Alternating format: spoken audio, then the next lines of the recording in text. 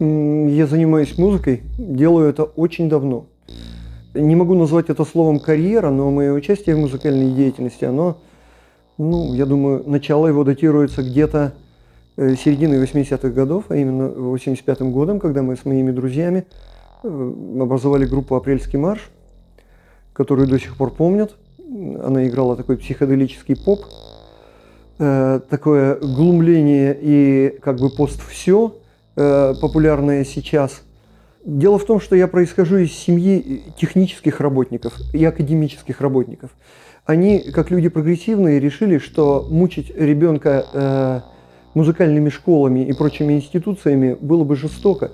Получилось так, что я начального музыкального образования не получил. Обычно я в своей деятельности компенсирую это сотрудничеством с настоящими музыкантами, которые по мере и нужды, и мало-помалу подтягиваются и присоединяются к моей работе.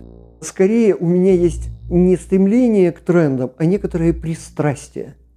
И на них я ориентируюсь как при сочинении музыки, так и при выборе того, что я буду слушать. Я вот, например, с одной стороны очень люблю академический авангард, а с другой стороны я люблю ранний электропанк, люблю кабаре Вольтер, люблю аналоговые гру 80-х годов.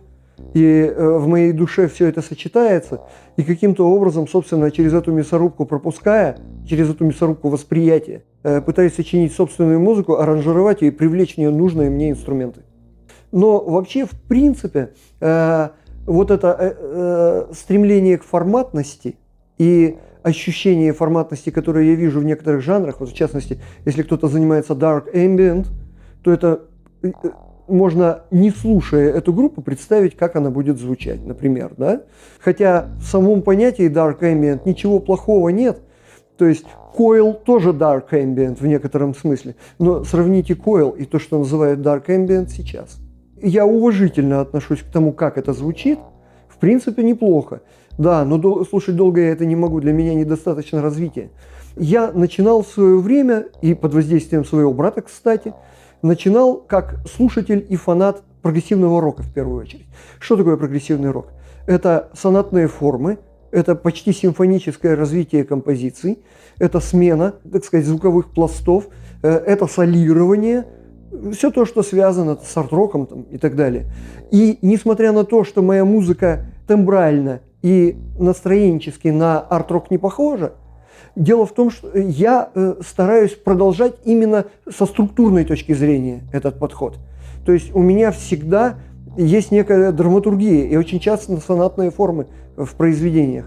Я пытаюсь устраивать в вещах развитие и делать их, так скажем, похожими на камерный концерт. В этом смысле я не современен.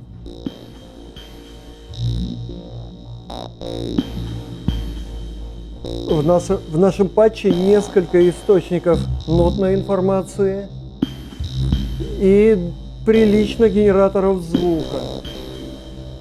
В данный момент работают 3 секвенсора: Overcorn, паттерн-генератор Kilpatrick, а также фонитрониковский секвенсор.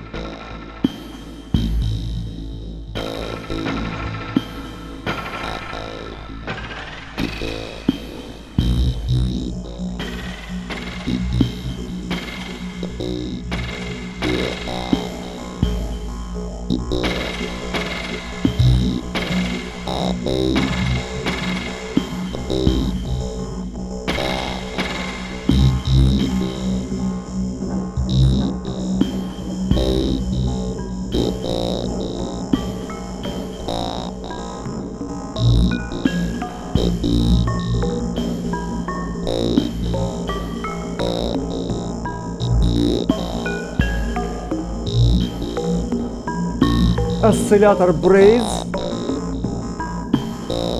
New Timbral осциллятор,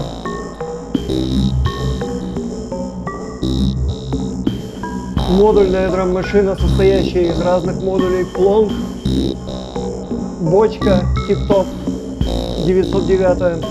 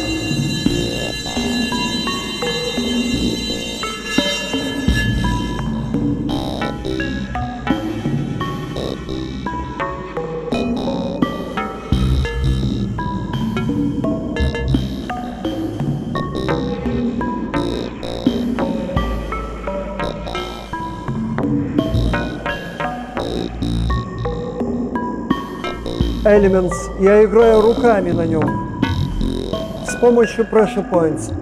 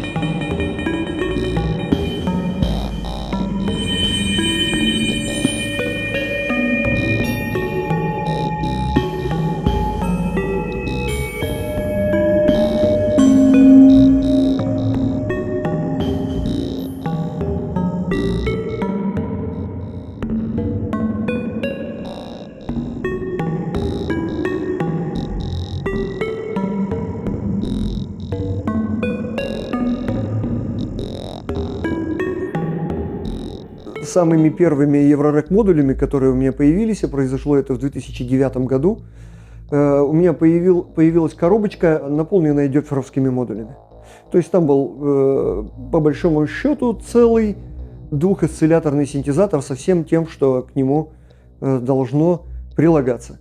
И быстро поняв ограниченность этого, я начал довольно, пользуясь тем, что тогда была возможность все это собирать, сейчас все становится дороже и дороже этим заниматься.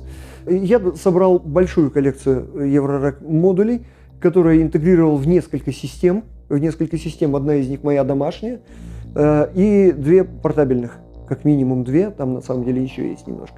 Благодаря тому факту, что модульный синтезатор – это именно конструктор, который ты по своей воле и по своему разумению составляешь, иногда ты можешь добиться звука, который портабельный, готовый синтезатор, в том числе аналоговый, тебе не предоставит сразу. Ты можешь выйти в какую-то такую зону, в которой где никто, кроме тебя, до этого не был, составляя свой патч. И это то, что я люблю. А, кстати, еще я люблю не только в Еврореке, вообще в любом модульном синтезе, люблю тот факт, что ты не можешь, как правило, повторить тот патч, который ты сделал. Я могу четко назвать два модуля, которые меня всегда возбуждают. Один из них вообще-то цифровой. Я имею в виду Morphing Terrarium. Это самый лучший осциллятор для еврорека, который я когда-либо использовал. Он такой гладкий, и интерполяция по вейв-таблице у него такая, что ты не можешь поверить, что это цифра. К тому же у него глубокий низ в нужное время и отсутствие резкости, когда он выходит в верхний звуковой диапазон. Он звучит очень мягко и liquid в любом положении ручек. Я за это его очень люблю. Это первый модуль, который из моих любимых, номер один, наверное. И модуль номер 2 – это Topo Brillo Multifilter. Это мультирежимный фильтр с возможностью модулировать все, который тоже звучит очень приятно и тоже всегда меня выручает, когда мне нужно вдохновение. Я хочу услышать хороший свип, с которого можно начать. Молодым людям я хотел бы посоветовать прежде всего сформировать какой-то образ музыки, которая должна родиться, сформировать его у себя в голове и скорее подбирать инструменты под эту задачу, чем позволить диктат оборудования. Потому что диктат оборудования, он, как правило, загоняет человека в тупик. Во-первых, ни в коем случае не отказываться от отдельно стоящих синтезаторов, в том числе отечественных. Такие машинки, как Rhythm 2 или Polyvox, их обязательно хотя бы попробовать, да, чтобы понять, надо это или нет. Когда же ты собираешь свой еврорек, собирать его медленно. Если что-то тебя не устроило, продай и купи другое. В конце концов, ты найдешь те самые драгоценные зерна, которые позволят твою музыку показать в наиболее выгодном виде. И, собственно, тебя будут больше всего вдохновлять, собственно, на создание. И, в конце концов, твой рек сложится, и твоя музыка станет уникальной. Я думаю, подходить надо именно с этой стороны.